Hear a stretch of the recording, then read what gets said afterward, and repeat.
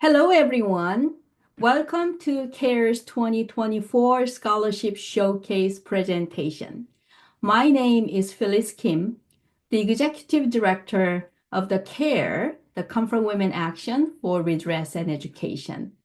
This showcase represents our second year of the scholarship program since last year, when we first held a showcase with the scholarship awardees. Last year's scholarship showcase can be viewed on YouTube at Comfort Women Action. And this webinar will also be posted on the same channel on YouTube in a few days. This generous gift for the scholarship for the second consecutive year has been made available by an extremely generous donation by one of our donors who wants to remain anonymous. We'd like to express our deepest gratitude to our donor from the bottom of our hearts. We operate solely based on our supporters' donations, so your support and donations are especially crucial, regardless of the size, because the Japanese government is still actively trying to deny its state responsibility at Yuhan and revise and erase this history in the domestic and international communities, such as in Berlin, Germany, or Glendale, California. We have a couple of people from that side in this webinar, and I welcome them, and I am hoping this webinar will give them an opportunity to see the comfort women issue from the women's perspective and human rights perspective instead of the political interest of the Japanese government. So I ask you to please continue to support our work so we can continue working to keep this important issue alive. Before we begin with the first presenter, I'd like to thank the professors and administrators from each school that have managed the fund and supported the awardees to successfully complete the projects. Thank you so much, professors. Today, we have 13 wonderful projects to present to you, and we will begin with Sogang University in South Korea, where 3 teams were awarded the fund. If you have any questions during any of the presentations, please use the chat box or the Q&A section so the questions can be answered by our presenters or the professors. The first presenter is Team Running Girls. Team Running Girls, please go ahead. Hey, hello everyone. We are Team Running Girls. Our team consists of 4 members, 김시연, 장원영, 이루나, and 지원재. We choose the name Running Girls as it best represents the essence of our project. Our project was inspired by 2 questions. Why do images related to the comfort woman often portray them as passive? And shouldn't we break away from these weak images and actively raise global awareness about the issue? These questions became the foundation for our work. In our project, the protagonist, Hwan-hee, is consistently running on the screen. They symbolize the dreams and hopes of the comfort woman, as well as their determination to face social prejudices and injustice. Through this, we aim to emphasize that the comfort woman issue is not just a historical event, but an ongoing concern requiring consistent awareness. Our goal is to resonate with both the current generation and future ones, urging them to remember the act. Let me explain the details of our project. Running Girls is a responsive 2D animation for the app, allowing users to interact with through voice and text. When users access our website and input specific keywords via voice or text recognizing, the animation changes in response to those keywords. The project was displayed online from September 2 to 10 at Sogang University. It was also showcased at the Sogang Art and Technology Conference from November 20 to 23. The main character Hwani, inspired by young girl from the Japanese colonial area, her design reflects the most common clothing and hairstyle of that time. Her resolute eyes and determined expression embody the spirit of the victim who have fought tirelessly for justice and proper applause from Japan. In the animation, Hwani experiences a range of emotions: sad, anger, and joy. Her appearance changes accordingly, with color shifting to blue, red, and yellow to reflect her feelings. This visual translation allows users to empathize with Hwani and send her images of encouragement as she continues her journey. Each image has 3 variations, which are randomly selected based on users' interaction. Next, the background design. We created 5 different backgrounds inspired by artwork and designs from comfort women survivors during a temporary sessions. These backgrounds depict, first, every life before being conscripted. Second, fear of being taken to unfamiliar places. Third, despair and pain during their time as comfort women. Fourth, stigma and discrimination faced upon returning home. And finally, a utopia where all issues are resolved and healing is achieved. As user interaction with the site, the background changes after a set number of interactions, with a progress bar at the bottom indicating the timing of these transactions. Hwani continues to run through these 5 backgrounds in a repeat cycle, symbolizing the ongoing struggle until justice is fully achieved and the pain of the victims is healed. Lastly, the overall UI design is split into 2 views, one for exhibitions and another for individual users. This allows people to engage with the project anytime and anywhere by scanning a QR code or accessing the website. We also implement features to enhance user interaction and provide a dynamic experience. However, one major challenge we've identified is conveying Hwani's emotion as a combined story to the users. We believe this aspect requires further refinement and thought. In conclusion, Hwani will continue to run, keeping the comfort woman issue alive our memory and reminding us of the need for justice and healing. Thank you. Thank you, Team Running Girls, for the very interesting project. Let's go right into the next team, Bring to Light.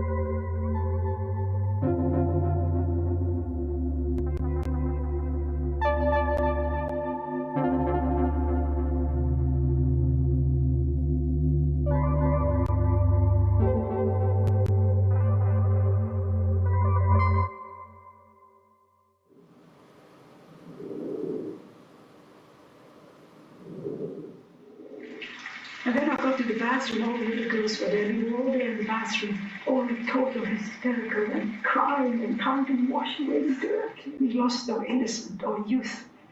We were just such a...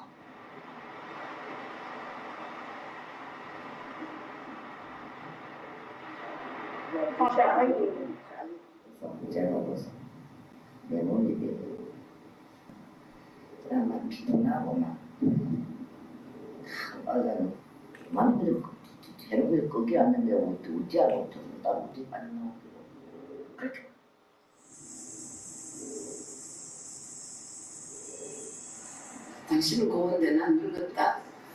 즐겁게 한번 크게 웃을까요?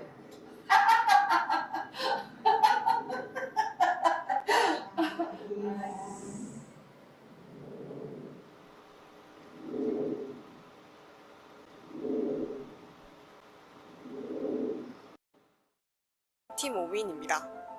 저희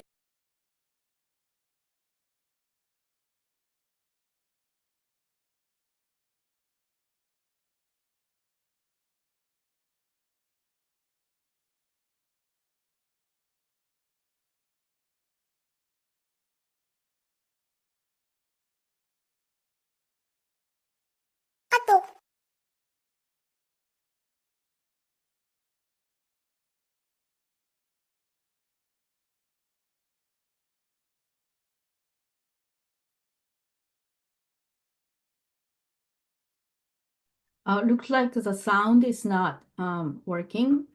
Can you fix it?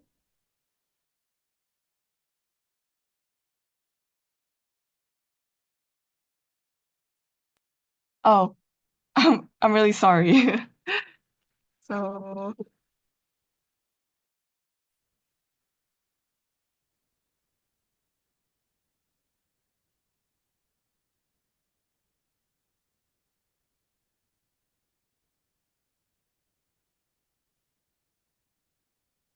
I can actually share the screen with your video. Would that be okay? uh,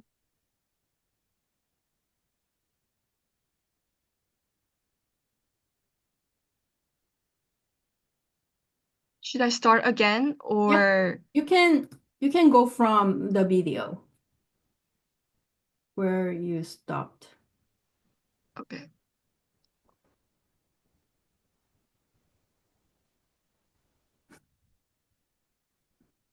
I'm really sorry about the sound. Um, so our project combines interactive art and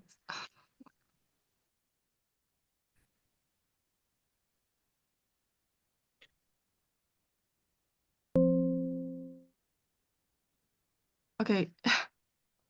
Is it working? We see the screen. Yes, we see your screen. Okay.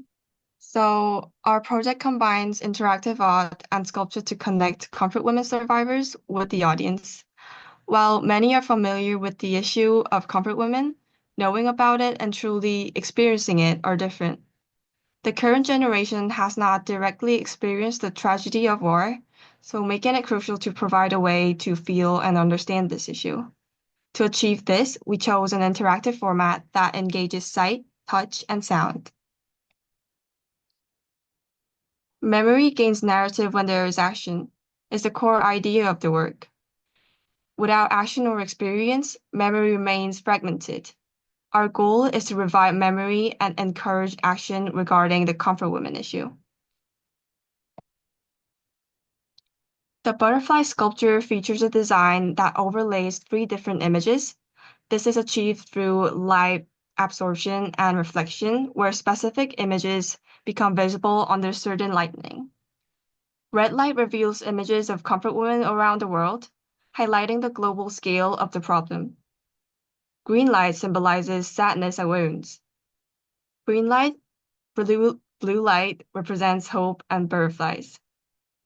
This demonstrates that memory becomes clear through action, while inaction leaves it layered and harder to comprehend. When the audience touches the flower, the corresponding color of light reveals hidden images on the butterfly sculpture. If no flower is touched, the light fades. This symbolizes the need for continuous attention to resolve the comfort women issue. For audio, each flower produces a unique sound, enriching the storytelling. The red flower plays testimonies from survivors worldwide. The green flower focuses on testimonies from Korea, and the blue flower plays the first testimony of Kim Ak-sun, the first to speak out, alongside positive progress regarding the comfort women issue. Our work was exhibited at the Sogang University Art and Technology Conference, where it engaged audience in this meaningful narrative. Through our project Bring to Light, we hope the audience empathizes with the pain of comfort women and recognizes the connection between action and memory. We also aim to raise awareness of the global nature of this issue and foster deeper empathy. This was Bring to Light, and thank you for your attention.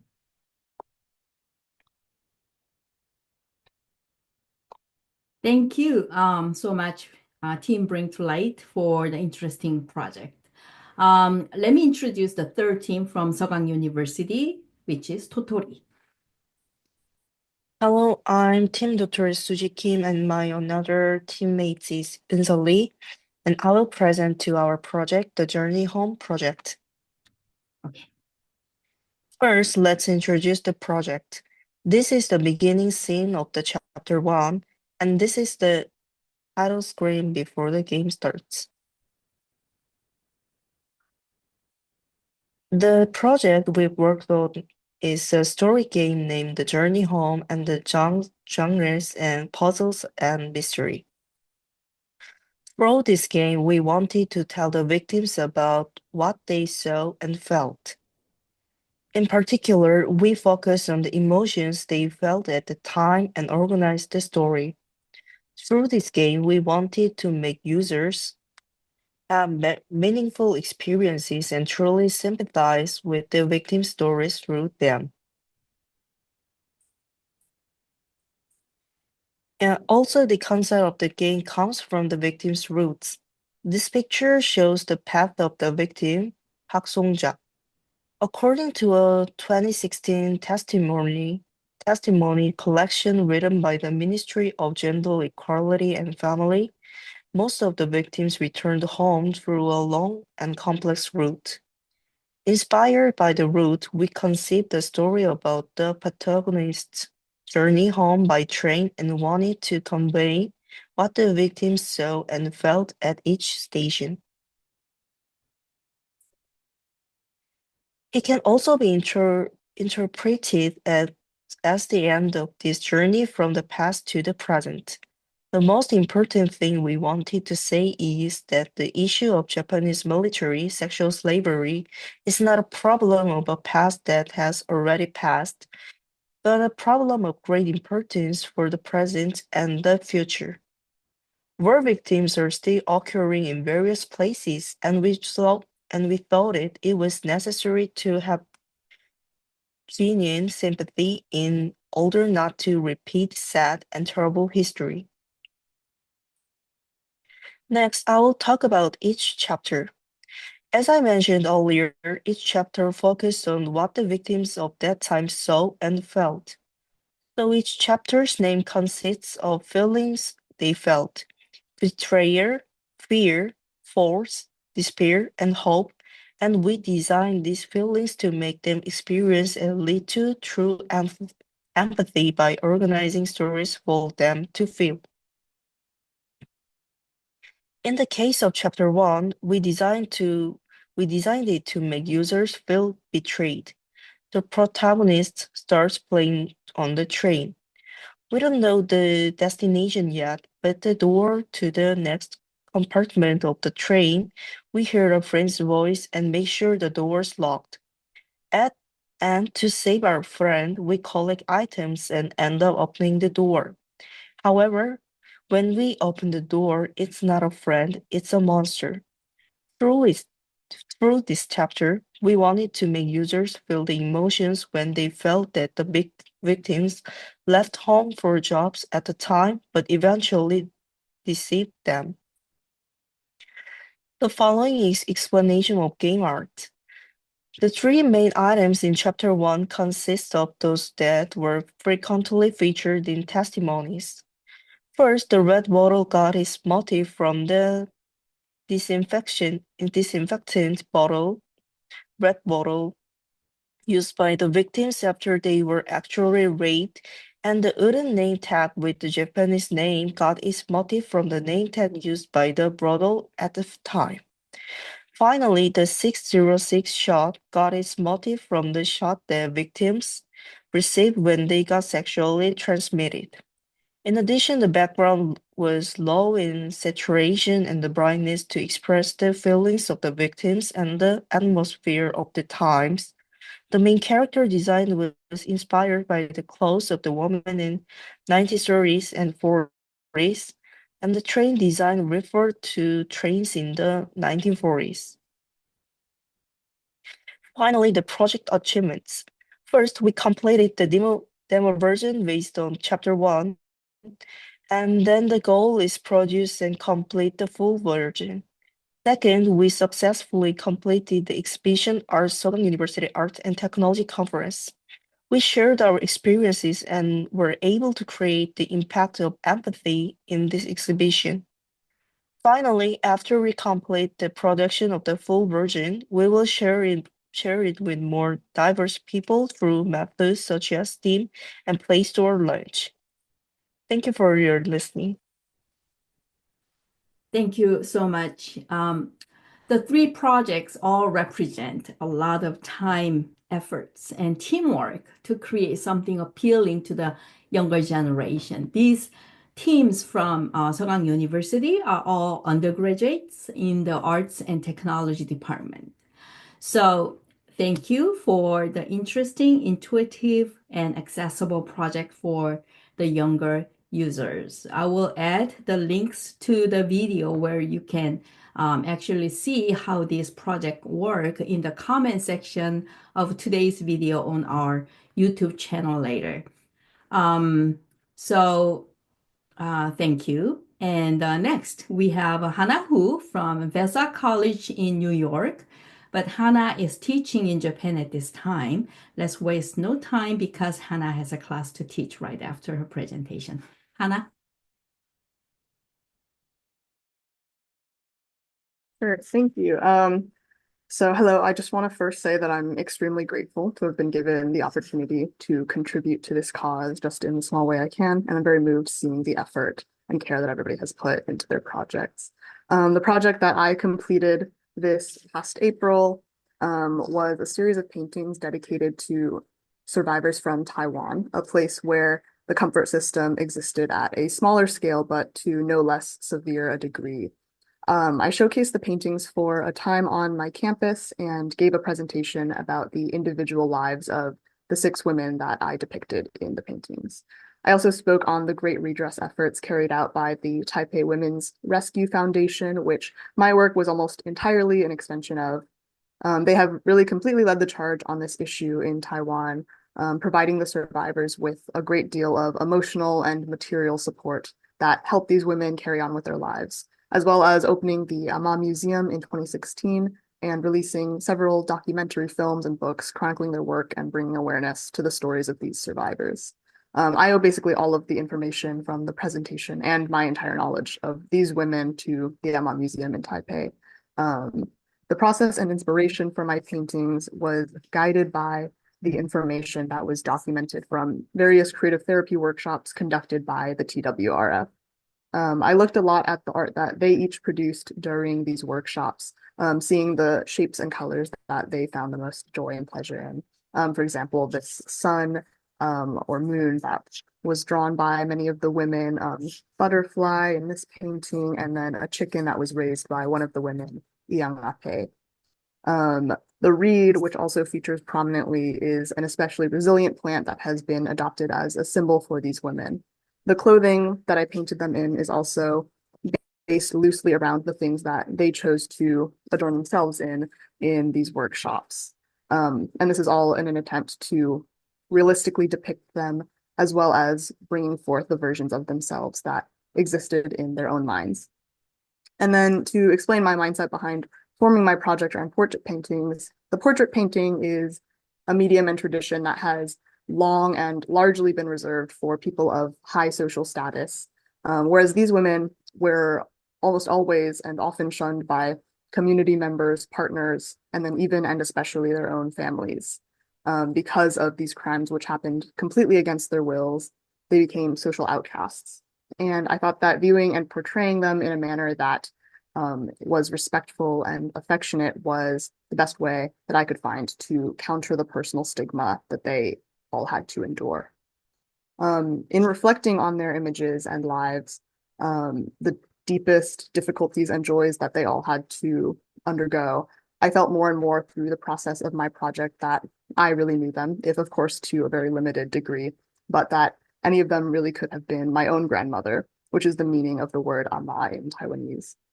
I feel that the project became quite intensely personal, and in creating these paintings, and hopefully for other people in viewing the paintings, we're able to reflect on more deeply, reflect on the spectrum of both grief and joy that these women and their loved ones experienced through the course of their lives.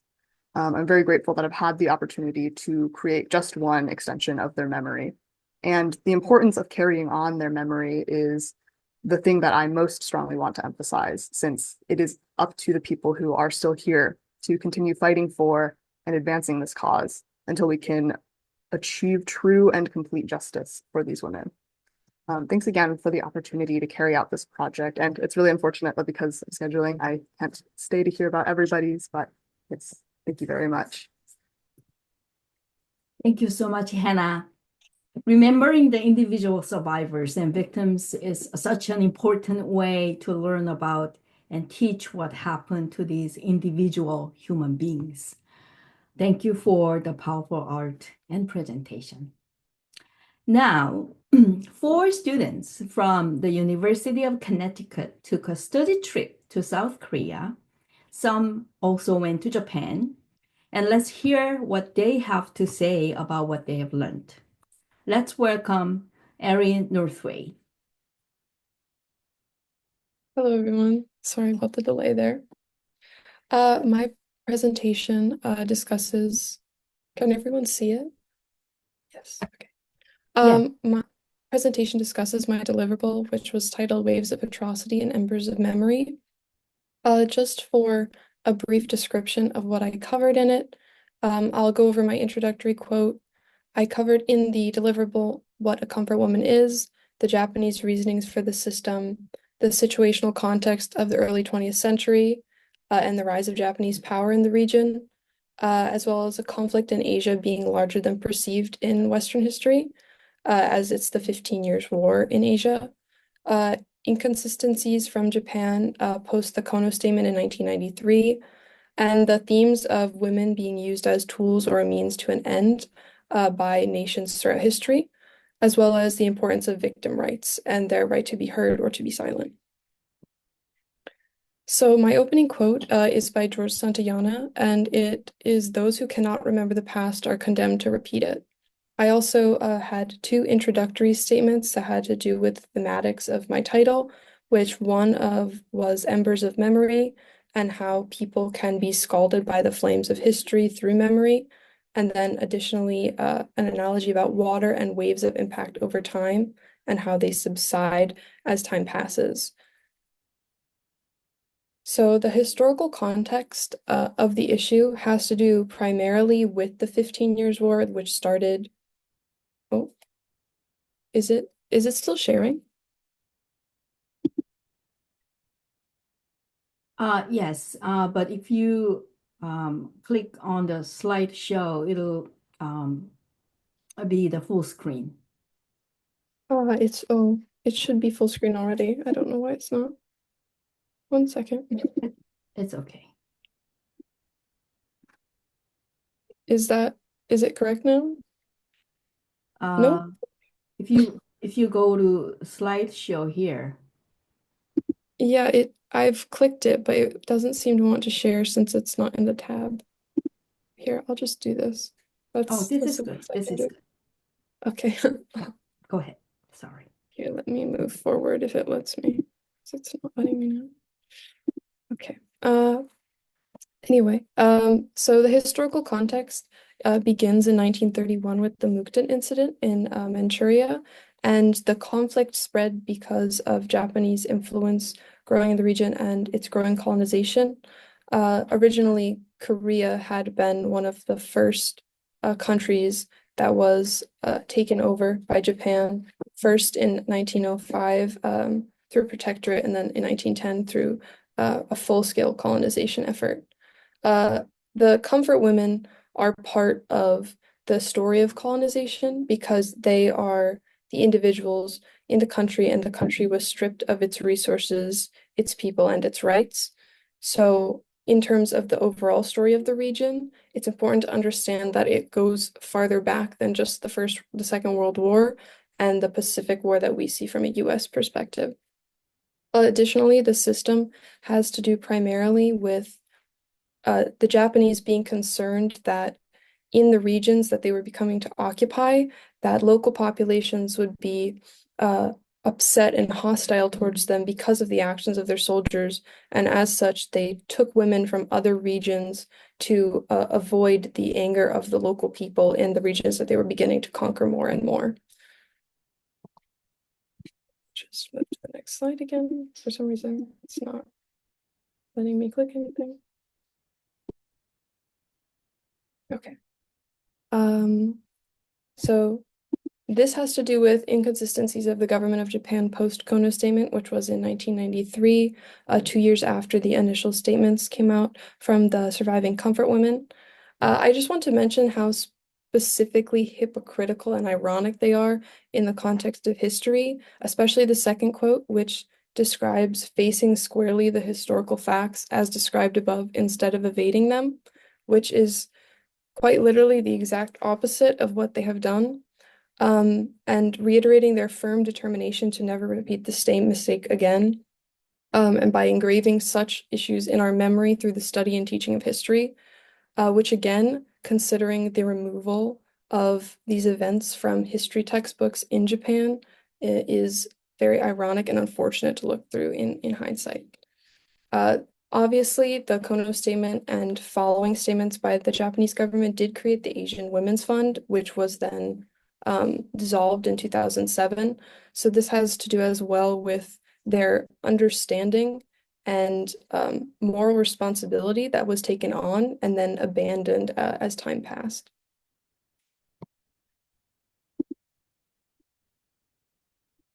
This has to do specifically with the concept of used women and the use of women by empire and by nation. By empire, I discussed Japan, and by nation, I discussed Korea post the Korean War. A quote on screen is by Shinzo Abe, the Prime Minister of Japan. In 2013, he mentioned in multiple statements the comfort women issue, and he basically, in summarization, said that it shouldn't be politicized because it's happened before. It's a very disconcerting narrative to set aside for women's rights, but also human rights in general, because it sets a precedent that just because a crime has occurred before, it's okay to not discuss it and not consider it as not having to happen again. And it just kind of shows the change from the original statements and the Kono statement, and how over time it just became less and less of a discussed and positively discussed issue in Japanese politics. Additionally, this is a quote by Yeongsu Harmony, and it has to do with a discussion of the Korean Council of Remembrance in 2020, with her essentially saying that she was being used by one of the members of the organization, and that she no longer wanted to interface with those individuals and was no longer willing to be used by them. And it has to go with outside of just being used in wartime or in conflict.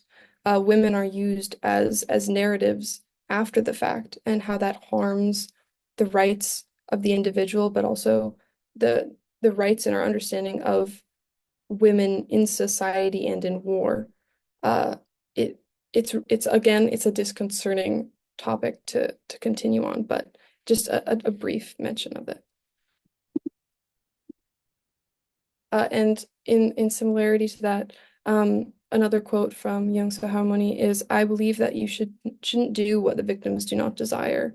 And essentially, I think this is one of the key takeaways from meeting her and having discussed the topic with multiple people in hindsight of meeting her as well.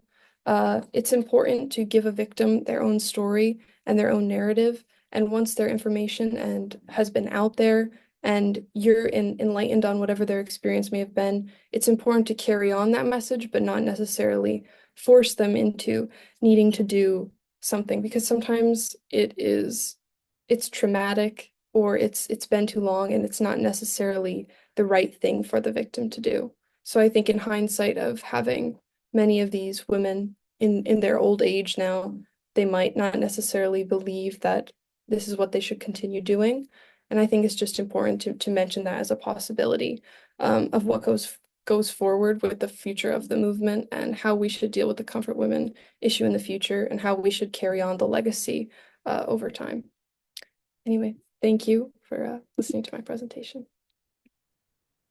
Thank you so much, Aeryn, for your insightful report. It shows the reason why the comfort women issue is still relevant today. Next, let's hear from Yaeyoung Min, who spent part of her time in Korea with Aeryn. Hello everyone, my name is Yaeyoung Min and I'm a current second year at the University of Connecticut majoring political science, and my presentation will be on Beck's three-stage model of metamorphosis on comfort women. Here's the chapter slide. This presentation will attempt to analyze the experiences of comfort women who are victims of Japanese military sexual slavery through a sociological and also a political lens through Beck's three-stage model metamorphosis. We'll explore how the journey of comfort women from victimhood to activism and the global impacts of their movements is comparable to the life of a butterfly, and how we can take on the symbolism of butterflies in our aim to help the movement of comfort women. So this is Beck's theory of metamorphosis. It essentially describes an ever-changing three-stage process where individuals and societies are under a state of oppression and survival, and then they undergo introspection and adaptation, challenging systemic ideologies, and then they transform again, and then empower in social collective change. And this is in a metaphor to a caterpillar that turns to a cocoon, and then that turns to a butterfly. Okay. This is Yeongsu's story. We had a pleasure of meeting her over the summer in Korea, which was very lovely. In 1928, she was abducted from Daegu in South Korea to the comfort stations in Taiwan, which is her inner state of the victim. And then after the public release of Kim Ok-sun's testimony, she, as well as many other comfort women, felt inspired to speak up and share their testimony. And this happened in 1992. And then finally, she oscillates again into being an activist, where she provides more testimonies and even attends Wednesday demonstration, which I will go to. Before we get into that, it's important to note that her story is not just about passing her will down to the next generation. It is about how she has been forced to adapt to an environment where comfort women didn't have the safe space to speak up. And that Grammarly, as well as all the comfort women, may not ever be truly free from the torment they feel as victims, even if there is a resolution to the issue of Japanese military sexual slavery one day. This is the slide on the butterfly's transition to activism. There are multiple examples. One is the institutional metamorphosis and the butterfly fund created by Kim Bok-dong and Kim Won-ok in 2012, who utilized these funds to support wartime sexual violence victims in like Uganda or like Vietnam and expand solidarity on an international level. More instances are like grassroots mobilization. We see this internationally for the U.S. House Resolution 121, established in 2007, and also and locally within Korea, we see the Wednesday demonstration, which are weekly protests that started from 1992, which demanded justice, even as right-wing political extremists were denying on the issue of comfort women. Okay. We also had the pleasure over the summer of going to Busan Camptown, where we learned more about the murder of Yaeyoung Min. Yaeyoung was murdered in 1992 as a victim of U.S. sexual exploitation, ignited international protests that were mobilized in less than a week. And this reflects Beck's cosmopolitan sympathy, which is global empathy for local injustices, which propels international movements. And her case became a turning point, laying the groundwork for broader comfort women activism.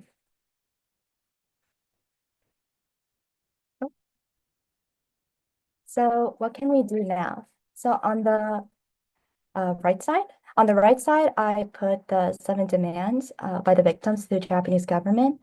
But on the left side, I also put metaphors that are similar to butterflies that we can implement in our daily lives. One is transforming as activists through awareness and education. And this is because, like the butterfly's metamorphosis, activism begins with the interchange. So thus educating yourself and others on the complexity of the comfort women stories is very important. And then standing with international solidarity amplifies this impact, and advocating with other movements addressing sexual violence and historical injustice can impact positively the comfort women action. And then lastly, it's important to be persistent with this fight and to not give up, and to do this through external organizations as well as international organizations, and to engage in collective action. And yeah, that's all I have. So thank you. Thank you very much. So the name of the victim of the U.S. military sexual violence and murder was Kim-Yoon. So her last name is Yoon. Just a little correction there. Thank you, Aeon, for your report. It was great. Next, we have Alyssa Brown, who will share her experience with us. Alyssa?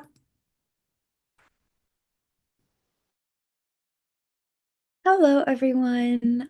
Thank you so much for coming this evening. It's wonderful to see so many of you, and I've really enjoyed everyone else's presentations as well. It's awesome to be able to see all of the work that's being done. My name is Alyssa Brown, and I'm a senior political science, communications, and history major at the University of Connecticut. I want to thank Phyllis and everyone at CARE and the very generous anonymous donor, as well as everyone at the University of Connecticut for helping us through our research. It's been an incredible experience, and I'm very, very grateful for it.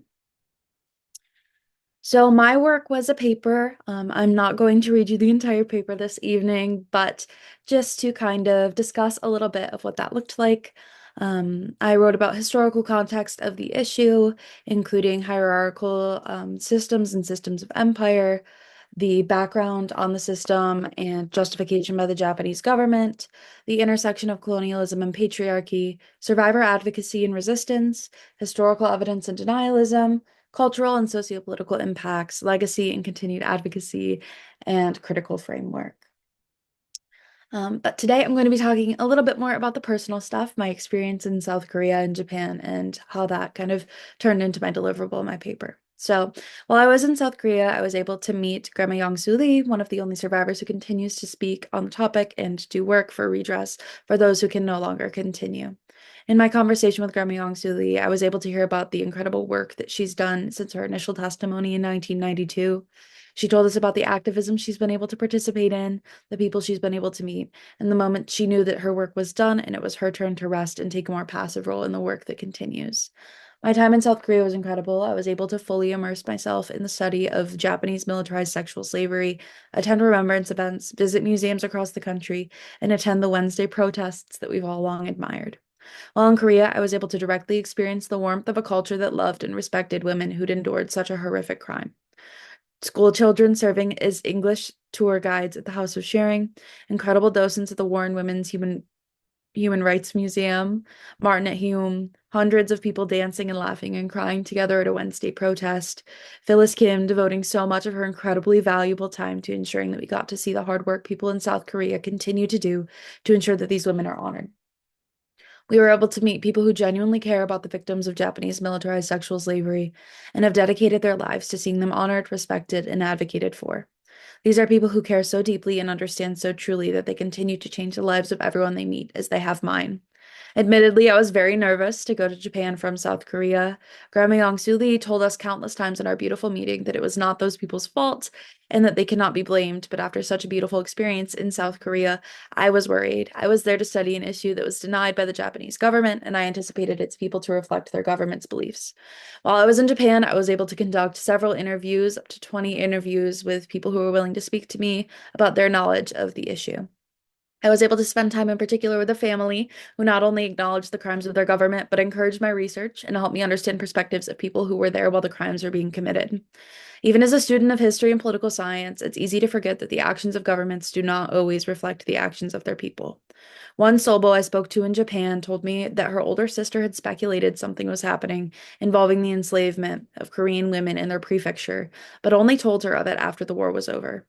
When Kim Hak-soon spoke out for the first time in 1991, she knew that what her then-deceased sister was talking about was true. Her granddaughter now studies women and gender studies at Japanese University, where she learns about Japanese militarized sexual slavery from her professors in her coursework and her elders at home. While the Japanese government refuses to include militarized sexual slavery as a part of its curriculum, the Japanese people know about it. Even the children, according to a group of middle schoolers I was able to talk to, understand and care about the issue and condemn their government's continued denial. After my time in South Korea and Japan, I began to assist in curriculum creation for my local high school.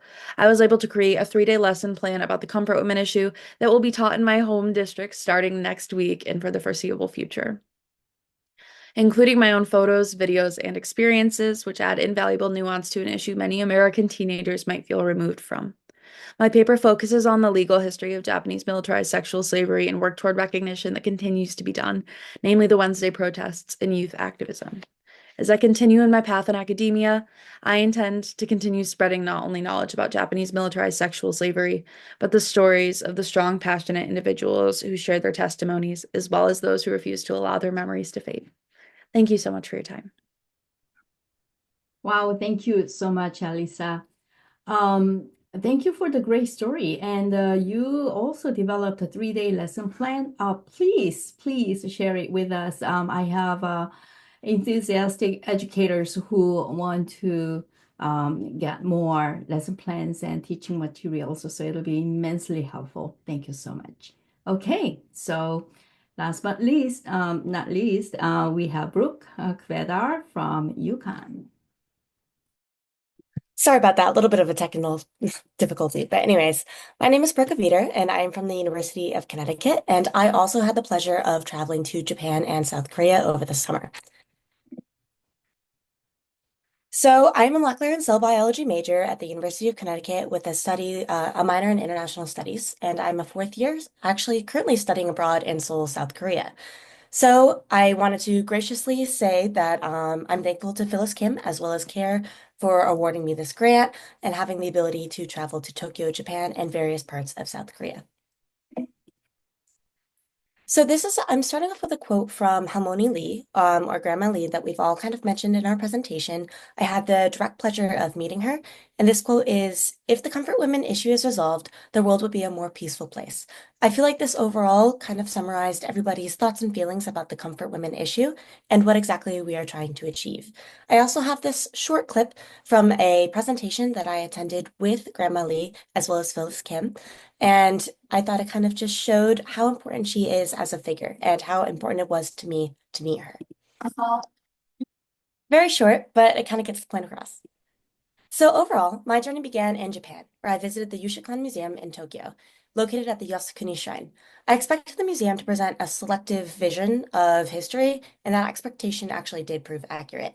Here, Japan's wartime efforts were glorified, while the suffering of comfort women and other humanitarian violations were completely overlooked. Walking through these exhibits was frustrating and painful, and demonstrated the power of historical revisionism and why the comfort woman topic remains so sensitive, specifically within Eastern Asia. In contrast, I also visited the Women's Active Museum on War and Peace, otherwise known as WAM, and it was very powerful in a very different way. This museum openly confronts Japan's military sexual slavery system, emphasizing survivor testimonies and documenting Japan's role in these atrocities. WAM's exhibits remind me of the survivors' resilience and the raw pain of their experiences. The entrance hall, lined with photos and flowers marking the lives of comfort women, brought me to tears as well as told me a little bit about what they experienced, but I could never truly understand. Seeing those faces made me realize how many voices remain unheard and why we must not forget nor ignore this history. So I also had the pleasure of exploring the broader legacy of comfort women within Korea's historical context. Beginning with this Korean War Museum in Seoul, it actually didn't mention anything about comfort women, but it helped kind of put Korea's wartime past and its enduring scars in a more historical context.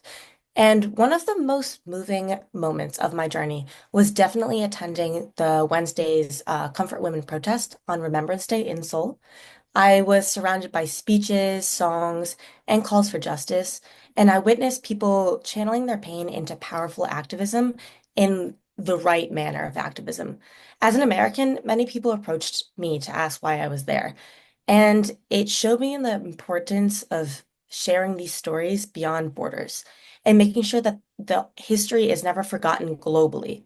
On the same day, I also was able to attend a Remembrance Day event with Harmony Lee, which I showed the clip of earlier, and the emotions in the room transcended any language barrier. Although I couldn't necessarily understand much of it, the songs as well as the demonstrations proved to me that it was a day that I will never forget. I Brooke, also have a short clip. Brooke, sorry. Yeah. Yeah, your presentation, the PPT, is stuck on the first page and it hasn't moved along Why with does yours. Sorry about that. I don't know why this happened again when it was working earlier, but Yeah. it seems we're all having technical difficulties today. Mm-hmm. Yes, give me one moment. I'm so sorry. No problem.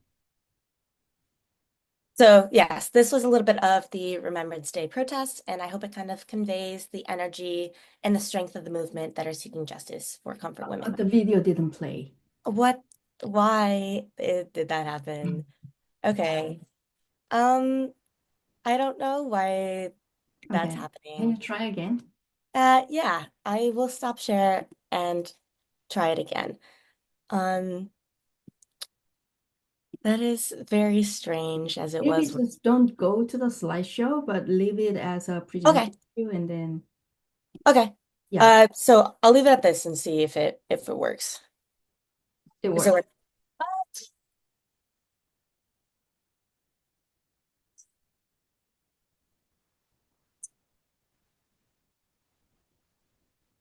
Did it Yes. work? Yes. Okay. So obviously presentation mode has been the issue for today. But anyways, I was very grateful to have met Harmony Lee, whose resilience, survival, and ongoing fight for justice left a profound impact on me. When she took my hand and shared her hope for peace, despite feeling content with Japan's inadequate apology, I felt an overwhelming sense of responsibility to carry her message forward, and I am incredibly grateful that I was able to complete this opportunity. I was also able to visit the Hyo Museum in Daegu, which provided a local perspective on the comfort women issue. The curator Martin showed us personal artifacts, art, documents, and simple belongings from the comfort women. And this was incredible to see, as well as kind of feel the represented lives that had endured unimaginable hardship and kind of offered a glimpse into survivors' personal worlds beyond trauma, kind of reminding me of the deeply human aspect of history. And at the Gwangju House of Sharing in South Korea, I saw community efforts that supported survivors through therapy, engagement, and historical preservation. And overall, being showed around by high school students showed that comfort women issue is at all levels of society, whether young or old, student or civilian. We just need to keep this history alive. So overall, I also had the privilege of speaking with two historical curators at RIMSS, or the Research Institute on Japanese Military Sexual Slavery, and they explained the difficulty of educating the Korean public on this issue due to sensitivity and the limited coverage within Korea's educational curriculum. As a Korea University student currently, I've also been in the unique position to ask friends around the world what they know about the comfort women issue. My Japanese friends have shared most of what they know comes from outside of their school curriculum, unless they're a specific gender and women's study major.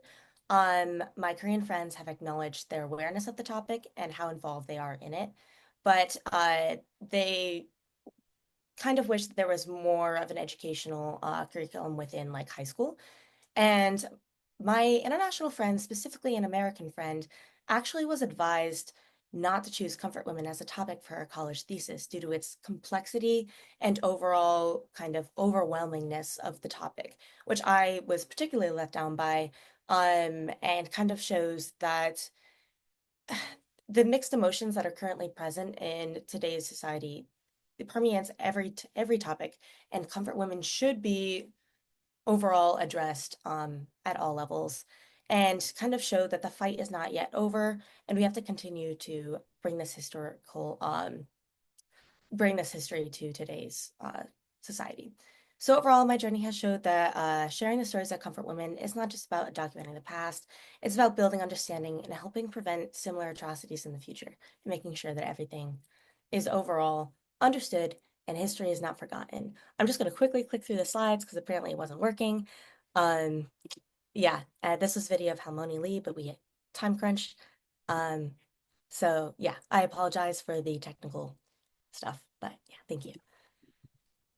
Thank you so much, Brooke, for sharing your experiences and insights. And you're right, the fight is not over, so we should continue to make efforts. So all these papers that was discussed today, the deliverables will be uploaded on our website for public views in a few days. Our next presenter is a professor of women's studies at Loyola Marymount University, Stella Oh, who will make a presentation on behalf of Ireh Kim, who was not able to join us today. Without further ado, let's hear from Professor Oh. All right. Thanks, Phyllis, for organizing us. I will be presenting on behalf of Ireh, who had a schedule conflict and could not join us today. So Ireh graduated in spring. She was an international relations major and a history minor. She had the fellowship for 1 semester, and what she wanted to do with the time that she had with the fellowship was to spread awareness specifically on LMU campus through social media and other events on the comfort women issue.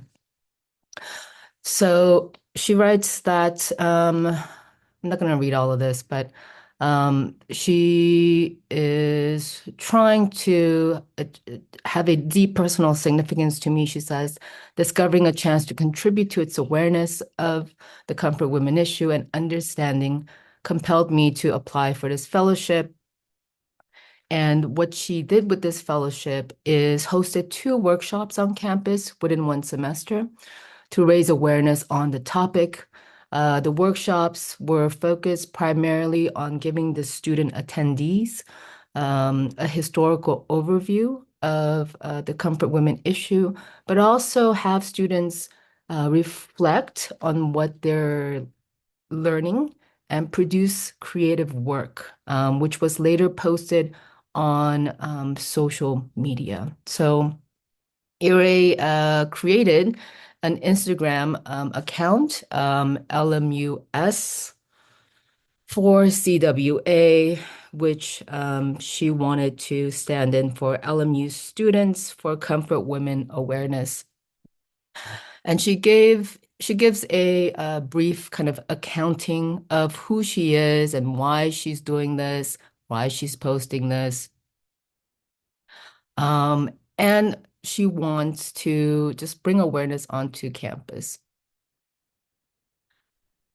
within just one semester, Ireh managed to have 89 followers on her Instagram account, talking about why it matters, giving a very brief kind of history of comfort women and militarized sexual slavery and why it still matters in 2024. She also showcased artwork and about of comfort women and organized two workshops. So during the workshops on peer education, Ireh went over and compiled. She researched and prepared a slideshow of the history of comfort women and the artwork that the comfort women had created to represent their resilience, as well as their struggle to continue to fight for recognition, respect, and restitution. So along with the formal kind of slideshow, Ireh also purchased and brought Korean snacks for the attendees. The attendees were well attended. Combined, the two workshops had 64 total individuals who were her peers. Majority of students who attended were not Asian American students, and more than half were men, which I thought was great because Ireh's workshop was able to reach and inform students who would not normally take Asian American Studies courses or Women's and Gender Studies courses. And this was a great opportunity for students to learn more about the atrocities of Japanese militarized sexual slavery, see images of the artwork created by comfort women and other professional artists who are activists in making awareness of this issue, and most importantly, engage in this critical, reflective, and creative exercises of making their own artwork in response to what they've learned. And as I mentioned before, she went out and got a lot of Korean snacks for folks to enjoy during the workshop and as they were engaging in the process. So these were some of the slides that she used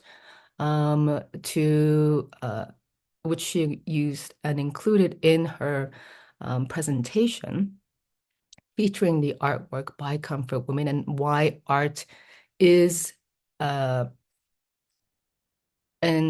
uniquely effective medium to bring awareness to the greater public on this particular issue. So after learning about the history of comfort women and artwork produced by comfort women, as well as professional art pieces such as the Statue of Peace and the San Francisco Comfort Women Memorial, students engaged in their own creative reflection of what they learned.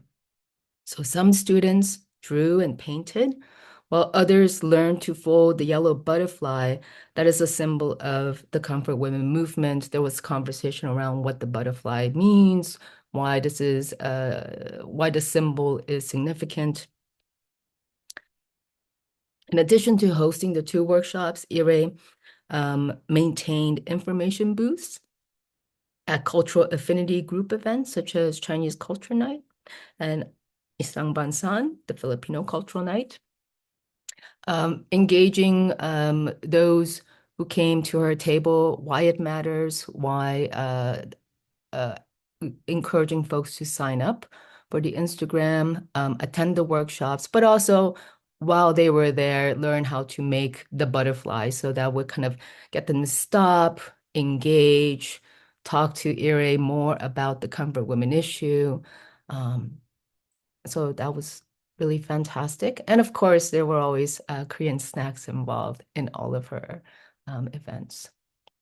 Some of the works produced by the students, excuse me, upon reflecting on the history and injustice of the comfort women issue are as follows. Many of these can still be seen on the Instagram account that Ireh created. Thank you. Thank you, Stella, for the report. This is the kind of awareness and movement we want to create in college campuses throughout the United States. Thank you so much for your guidance for Ireh, and it was great. Now let's hear from the two students from the Cal State University Northridge who have taken very different approaches to carry out the projects. The first presenter is Jungseong Park, who created a video on the comfort women issue. Jungseong, let's go. Hello, my name is Jungseong Park. I'm a cinema and television art major at Cal State Northridge, and I'm a director of the Comfort Woman documentary film. So yeah, our movie title is Uncomforting, the Sexual Slavery in World War II. This is a short documentary film. So here's our log line.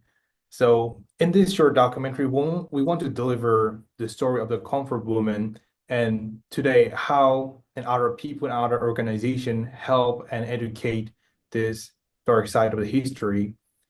So we visit Korea and visit around San Francisco, LA, and Glendale to interview with some people and then heard their story. So our topic is about the human right. Basically, we're going to talk about the human rights story through the comfort woman during World War II, and then was able to learn more about the comfort woman history and what we have to do these days and the importance of the education of the history. Jungseong, do you want to share your screen? Oh, yes. Can you? Yes. All right. Can you see right now? Yes, yes. Gotcha. All right. So yeah, the documentary title is Uncomforting, is a sexual slavery during World War II. And here's our log line. We're gonna talk about the dark side of history, which is about the comfort woman during World War II. This is a sad story, but it's meaningful to deliver and share the story and educate to other people. So our topic is, as I mentioned, is a human right. Through the comfort woman issue, we're going to talk about the importance of the human right and danger of the war. And we visit a lot of places to meet people and heard what are they doing and what they educate and how they help the comfort woman these days. So here is our project timeline. Since February, we prepared a documentary film, pre-production, production, and post-production. We visit San Francisco, LA, Glendale, and then Seoul, South Korea, and Gyeonggi-do in South Korea. And we met a lot of diverse people and got their soundbite and then their story. So yeah, this is the stills from our documentary film, even though we cannot show every film because it's 17 minutes. Here's the still what we work for. We visit the Gwanghwamun.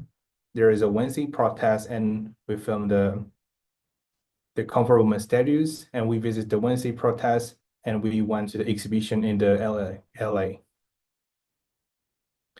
And here is a interviewee in the California. Director Phyllis Kim, Aeryn, Richard, and Dominica talk about the importance of the history and what happened during the World War II and what is about the comfort woman is. And specifically, Professor Richard at CSUN talk about the more historical information about the Japanese imperialism at the time. And in Korea, we met the House of Sharing, the head of the House of Sharing, and Asian Peace Institute in Haeunhan and Gyeongnam-kang. So they talk about how they help and how they assist the comfort women these days and the grandmas, because there are some people alive right now, and then they still need help and they still want to share their story to other people. And they educate people, they do campaign, and they assist them. And here's our artistic approach. We utilize the archive materials and then the footage we film in the Korea and in California. We want to deliver emotional mood and the dark side of history. So we separate part of the historical part and then today's part. So when you check the archive material is like more black and white more yellow. But when you check today's footage, it's more colorful, yellow, blue, and red. You can see the difference and how the history was dark and was horrible. So yeah, and this is the mood board. You can easily understand what I'm talking about. Left side is more archive footage, what we use, and right side is what we aim to use to film the documentary. So in this experience, we was able to know like how a lot of people effort to deliver and educate and memorize and remember the comfort woman history, and then was able to share the danger of the wall through this documentary filmmaking. And also through the interview, we were also able to know the importance of the history education, because if we don't know about the dark side of history or the minority of the history, we're gonna face the terrible things in the future again. And I'm gonna share the 30-second of our short film. The pain every time she gives the testimony, but she does that courageously. And then after that, at night, she gets sick. She gets headache, she gets nightmare because of all those memories and pain that comes back to her during the day. It was a commitment, it was a courage, it was love.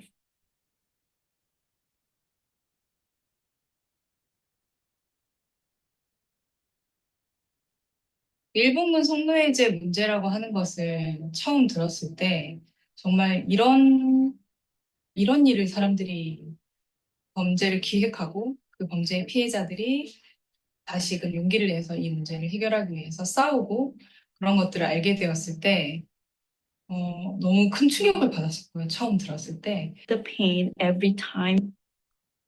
And the pain every. That's it. Thank you so much. Thank you so much for your presentation, Jungseong.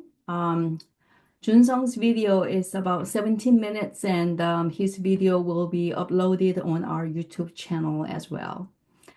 Again, if the audience, if you have any questions or comments, you may use the chat box or the Q&A function so that we can discuss them later after all the presentation is completed. Next, we have Nafina Raha from CSUN, who will talk about how the stories of women are told in the case of comfort women atrocity and the Armenian genocide. Hello, everyone. My name is Nafina Raha. I am a Gender and Women's Studies and Asian American Studies double major at CSUN. And my research focuses on fiction as counter-memory and resistance, submerged histories of gender-based violence and generational haunting in the Korean and Armenian American diaspora. Now, within my research, I turn to fiction from both the Korean and Armenian American diasporas to analyze generational haunting that results from the silencing of instances of state-sanctioned mass sexual violence in the case of the comfort woman system and the Armenian genocide.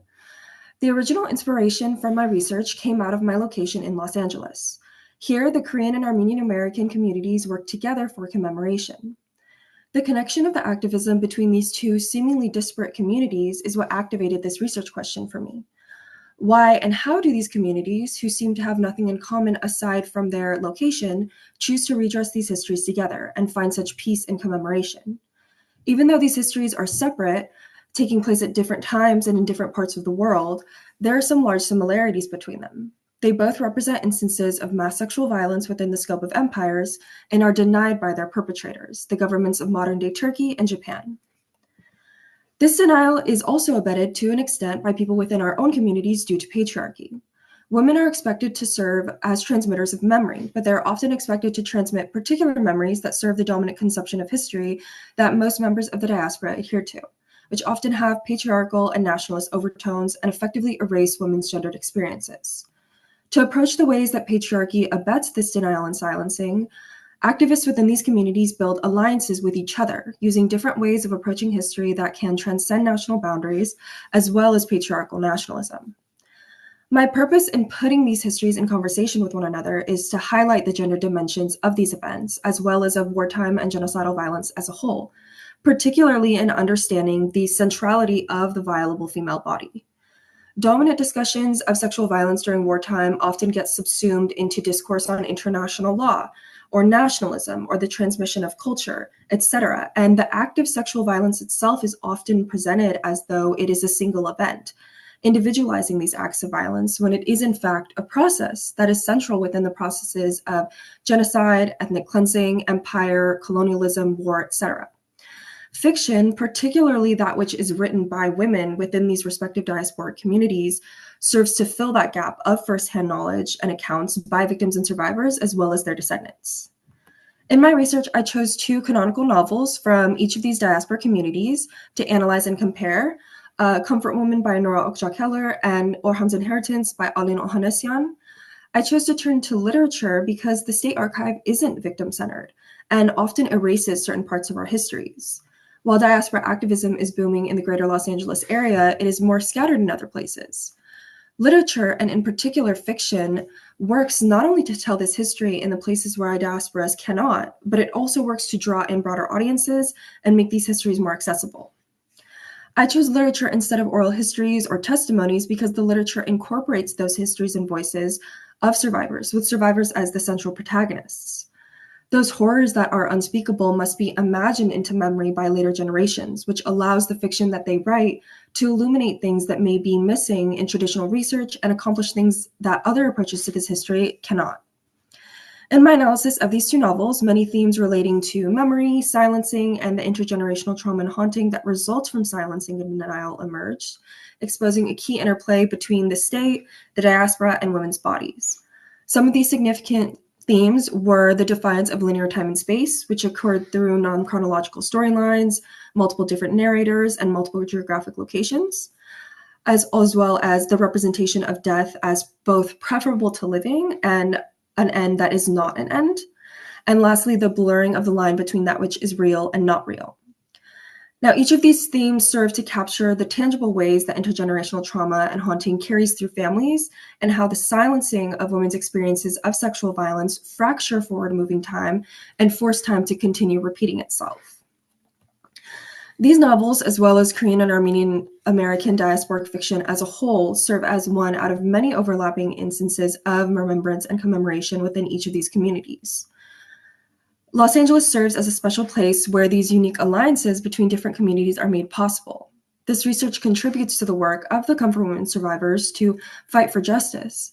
Their strength has and continues to inspire other communities, and applying what we've learned from their resilience and activism allows us to approach other instances of large-scale gender-based violence worldwide, both in the past and occurring currently.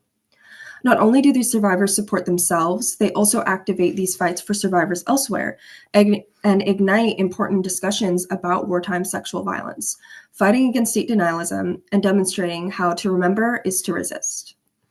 Thank you.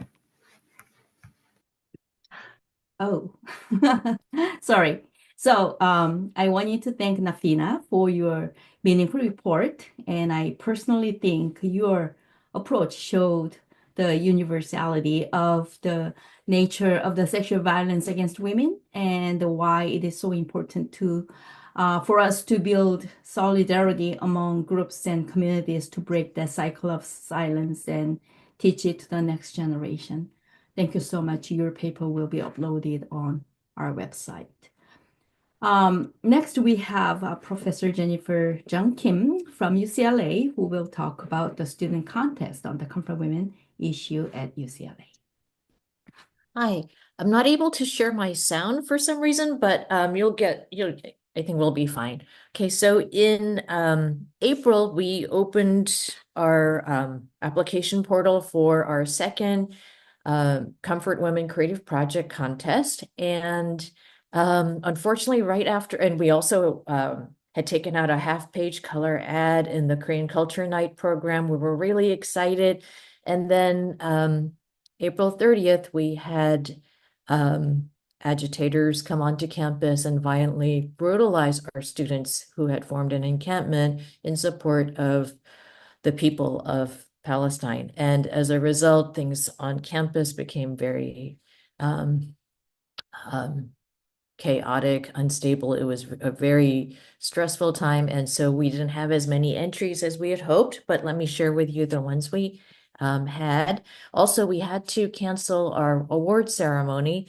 But after seeing Ireh's presentation, I'm really inspired that for this next year, we will have not just a small award ceremony, but do something very interactive that we can get many people here to come and do things like folding the yellow butterflies and lots of other things where we can do more outreach. Also, we would love for our friends at LMU and CSUN also to come if possible. So anyway, let me show you some of the images. So this is on our website. I'll also share it with Phyllis. So some of the different things. So we have this is, I made it into a movie and it's on the Center for Korean Studies website with explanations of the images. So let me just go through some of the images. A little bit about each person. So we had literary works. I know you won't be able to read all of this, so I'm just going to go through so you can see it. This was a 4-part. And this is Katie Chu's Wianbu, which took first place in our contest. And we weren't able to put the entire video on because she had put in copyrighted music that she really didn't want to take out. So we only have the part that's without the copyrighted music. Let me show you a little bit. So she did this all by herself, and it's actually about a 5-minute video. It starts out with, memories of this halmoni looking back. And then behind it, there's a different photo of herself as a young girl. And then what we find out is that her sister had actually been abducted and taken away. So the second part has music. It's really very powerful, but we weren't able to put it on our website. But if Phyllis thinks it's okay to put the whole one, or I'll just do the excerpt, whichever you want. Whoops. Okay, and then we had this work of photography, photograph, this line art drawing. And this was a short story. And then this was a drawing, the very powerful image with the butterflies, the rising sun, and the 2 figures there. And then Rainer, who entered last year, entered again, but wanted to do something very different. So embroidered this the sweatshirt, and it says "Justice for Comfort Women." And then we had another sewing project. This was actually our student research assistant, who I'll talk about in a little bit. She crocheted these butterflies. And then we also had this very interesting thing that was 3D printed, I think, on wood. And then, so this image here with the mugunghwa, the Rose of Sharon also. And then another one, this is, she did it in Korean. So she wrote a poem. And we're really grateful to be part of this wonderful project each year. And we're grateful to CARE and Phyllis and the anonymous donor. And for the year ahead, we are, in addition to having another creative project contest in the spring, we are continuing our work mapping and annotating the comfort women monuments and statues in the US using Google Maps. And that's what my research assistant, Shannon, who did the yellow crocheted butterflies, has been working on. And we hope to have enough time to expand to cover the international monuments and statues as well. And we are supposed to have an original composition and performance by Professor Kay Ree, who's a composition professor, and we hope to be able to do that by spring. But because this is an original work, we aren't quite sure if we'll be able to do it in the spring. but that's where we are, and thank you. Let me stop sharing.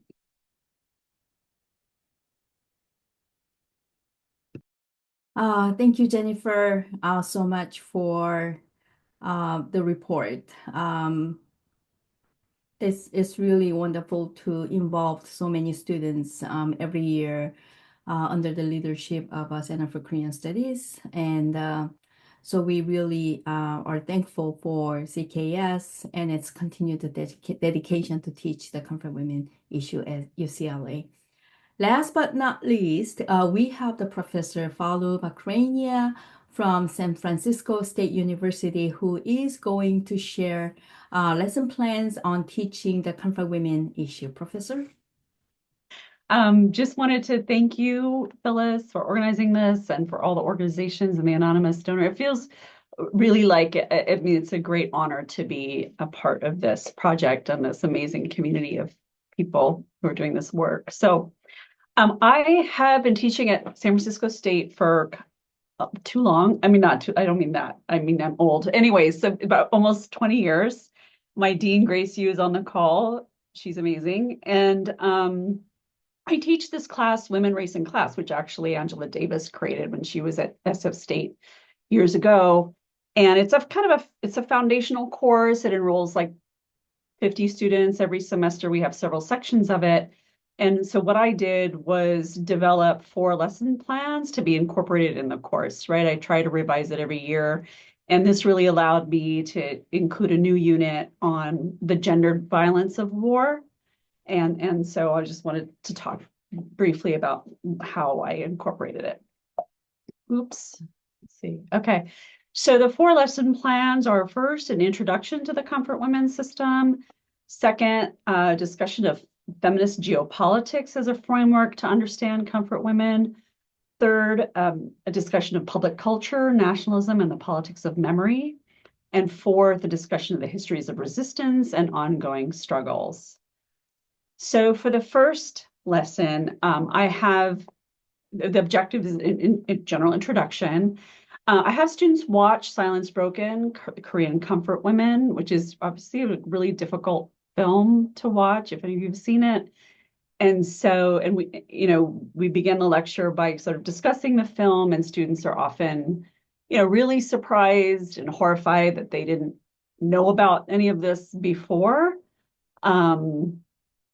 And already are able to make connections with war and gender violence. And in lecture, then I provide a more detailed history and overview. And then I get them to start thinking about the question of responsibilities, right? What are the responsibilities of nations to these women and their families? And I want them to just kind of think about this on their own before reading, more material on that topic. And I just want to say I'm really excited about all the new audiovisual material that's being generated, and really looking forward to incorporating some of that if possible. Second, we introduce feminist geopolitics as a framework, right? The goal is to get the students to start thinking about how that framing helps us understand the various levels of violence against comfort women. I have them read an article, which I really like, called Remembering the Comfort Women, Geographies of Displacement, Violence, and Memory in the Asia Pacific and Beyond, because it provides analyzes the comfort women system in a kind of broader historical framework, and looking at a broader history of colonial and gendered violence against women. And then, I have them do a report back about how does feminist geopolitics help us challenge traditional narratives of war. I go ahead and lecture about what a feminist geopolitics framework provides us. 3 things. 1 is challenging state-centric narratives by attending to the lived experiences of marginalized individuals. 2nd, understanding how nationalism intersects with patriarchy, which a lot of you have spoken to this topic today. And providing a more expansive understanding of violence against women beyond sort of just like the immediate abuse in a particular moment. So then I have them do some small group work and report back around 3 prompts. One is sort of how, and this is material that's from the article and that I've also lectured a bit on, is how does the Comfort Women system echo modern state building practices, particularly around prostitution that originated in the West? Second, how does a feminist geopolitical framework help us understand violence against these women beyond, again, the immediate forms of abuse? So for example, how is displacement itself a form of violence that then compounds the other forms of violence these women experienced? And then how has nationalist discourse in Japan and South Korea appropriated comfort women for patriarchal nationalist ends? So we discussed those three questions. Then one of my areas of interest is popular culture and public culture. And so we do a deeper dive into the memorials. We talk in this lesson on public cultural nationalism and the politics of memory. The goal is to introduce students to the politics of memorials, right? So before class, I have them actually watch some informational videos from YouTube that cover the history of the Column of Strength Memorial in San Francisco. And I focus on that case study because we're in the Bay Area. And so it's perfect, right? It's like a perfect example. They can go visit it themselves. And so I lecture in general on like sort of why do memorials matter, right? And thinking about just the different ways in which they serve as a representation of collective memory. You know, what do they include or exclude, right? And then I review some of the conflicts that have taken place around the various comfort women memorials. And then what I have them do is actually do their own kind of analysis of the Column of Strength. I want them to really look at it aesthetically and think about sort of what does it convey, right? Analyze its scale, its placement, its colors, the inscription, the figures that were chosen, their stances and their expressions, right? What are all the design choices that this artist made going into this particular memorial, and what impact does that have? Just even looking at the gradation of color from dark to light, for example. And then I asked them if they were to design a memorial, what choices would they make and why? Because I want them to start thinking about being active producers themselves. Like, what would that be? What would it be like to be in that position? And then I asked them, in their opinion, what are the successes and failures, if any, of memorials in reconciling the issues facing comfort women? Are there limits to that strategy of erecting memorials at all? And then we end with talking about histories of resistance and ongoing struggles. I introduce students to some of a little bit of the history of resistance among survivors. The main goal is for students themselves to learn about the work that groups such as CARE, WCCW, or the acronyms CWJC are doing currently in terms of reparations and bringing justice to these women. So they themselves do the research and do a presentation. And then we do some more small group work and an activity, a final activity. The first is, the small group work is, you know, what would they propose as actionable steps for reparations for comfort women? Drawing on what they've already learned, was there anything that they would add? You know, how would they imagine these things? Like, what more do they imagine could be done or needs to be done? And should the international community take a more active role? What would that look like? And then the conclusion is an activism activity where they have to create a written audio and or visual piece designed to advocate on behalf of survivors. And these are just some examples that I drew from some of the resources that CARE has about possibilities for artistic work. And that's it. And I end with a quote from Angela Davis, since she created the class. So thank you. Thank you so much for the lesson plans. We are actually working very hard with another scholar in South Dakota, Jing Williams, to create more lesson plans and teaching resources for teachers so that the teachers will be able to learn about the issue themselves and then bring it to the classrooms. And these lesson plans will be a great addition to what we have been doing, and it'll be wonderful for teachers to use. So we will upload your lesson plans on our website for other educators as well. Thank you so much. So this completes the presentation of the scholarship projects for the year 2024. Before we move into the comments and questions from the audience, I'd like to invite the professors who supported the student projects. If you have any thoughts or comments you want to share with us, or if any of the presenters want to make any comments or reactions to other people's presentations, please raise your hand. And then after that brief discussion, we'll go to the questions from the audience. Just to give you the heads up, there was one question from the audience, Ireh Kim, and I will read the question now so that you can have this question in mind and maybe think about the answers.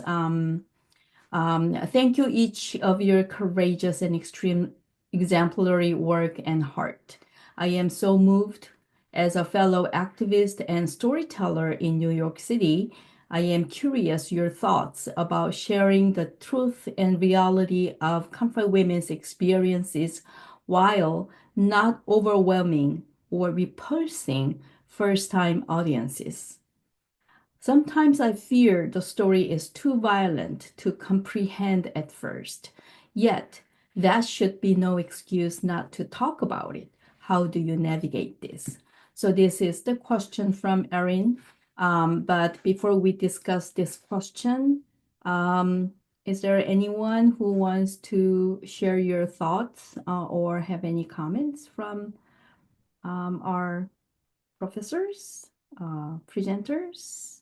Okay, Stella? Oh, are you asking for thoughts on this particular question or just about the presentations in general? Presentations in general, and then we'll go to the question if there's no comments. So did you have an answer for the question?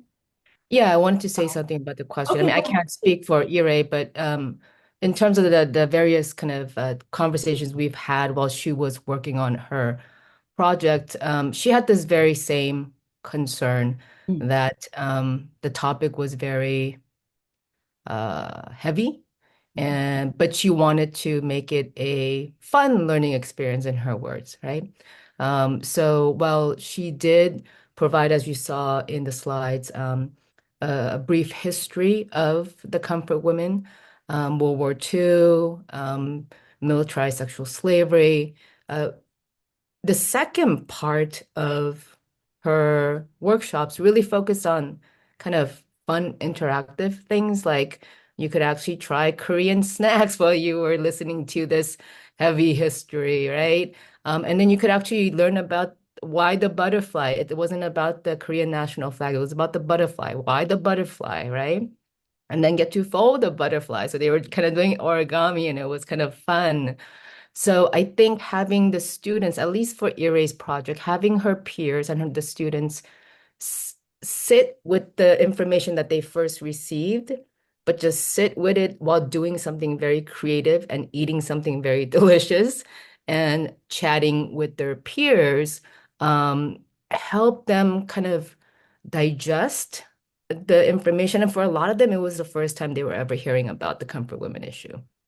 I think that was an effective tool that Ireh was able to use to connect with her peers.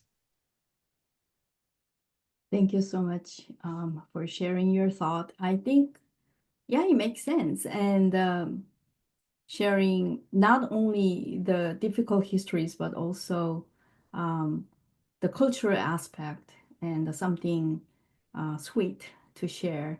I think it's a great way to communicate with other people. Professor Moon, you're on mute.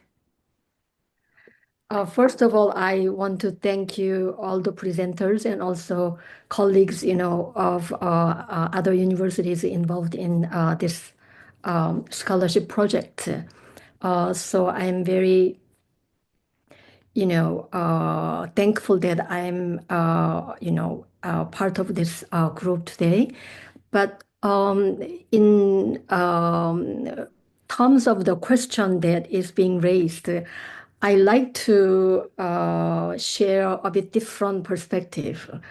I know that we want to really reach out to a wider audience and convey and also teach or raise consciousness among as many as individuals and groups possible. So in that spirit, try to make something palpable is a positive thing.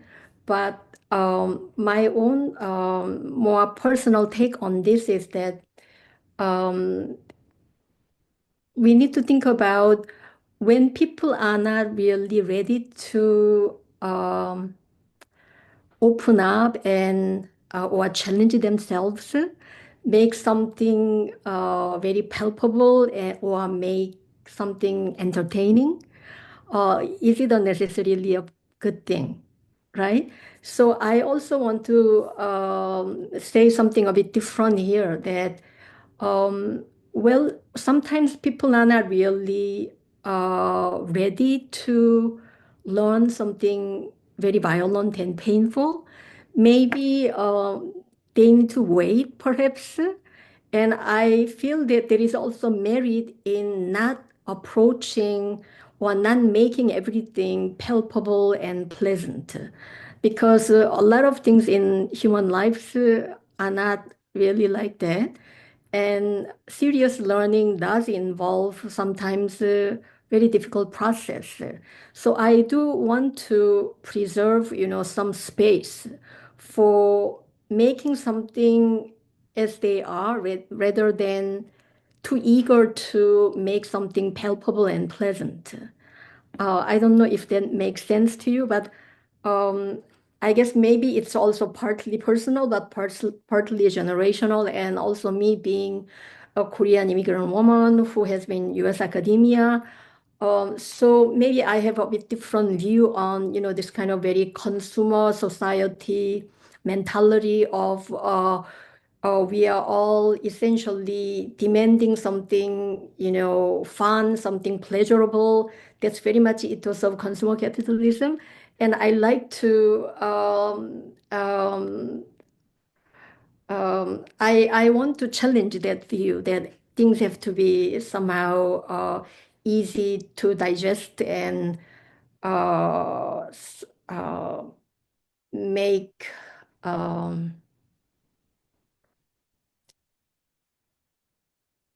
I do support the accessibility, but I have a lot of ambivalence about make something just pleasant, right? So that's something that I want to share. It's a very different view, perhaps, yes. Thank you so much for sharing your thought, Professor Moon. Professor Moon teaches at Vassar College.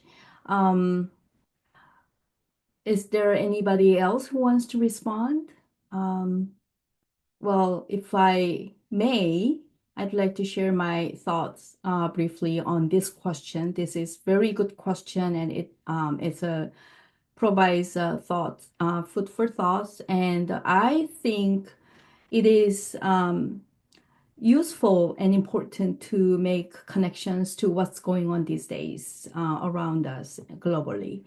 And maybe we can point to what's going on in Ukraine, Russia, Israel, Palestine, and anywhere there are military conflicts where women's body is abused and used for the purposes of war. And this is something that is happening to the younger generation of the students' age where they can completely relate to, I think. So maybe we can make an analogy, a comparison, and find similarities between what happened 70, 80 years ago and what is happening in 2024. May give some the starting point for conversation, I think. And if there is, well, there was a question from Tekla Lit. It's heartwarming to learn about these projects which are done in the universities. Is there any educational project for high school students? As for CARE, we have worked with high school students for the past few years, and we still are, but this is the project specifically designed for universities according to the wish of the donor. But there are high school students who contact us for their individual projects, and we actually work with high school students in Korea who go to international schools in Korea, and they volunteer at the House of Sharing, and they try to learn about the history and spread the history to other schools in Korea too. So, and also in the United States, we try to work with high school students as well. So that's I think. Thank you so much. Without any other comments or questions, we will conclude today's program. Oh, Mr. Sanchez raised hand, and where is he? Hold on. Alex? Sorry about that. I meant to use the emotion icons to say thank you so much for the presentations tonight. This is fantastic. I learned so much, and I'm looking forward to learning more. Thank you so much. So thank you everyone for joining us tonight or this morning in Asia. I'd like to congratulate again all the awardees of the scholarship for their inspiring projects. And we thank our donor once again for making this amazing project possible. We'll be back with another round of wonderful projects next year. So thank you. Have a great night, great day. Bye-bye.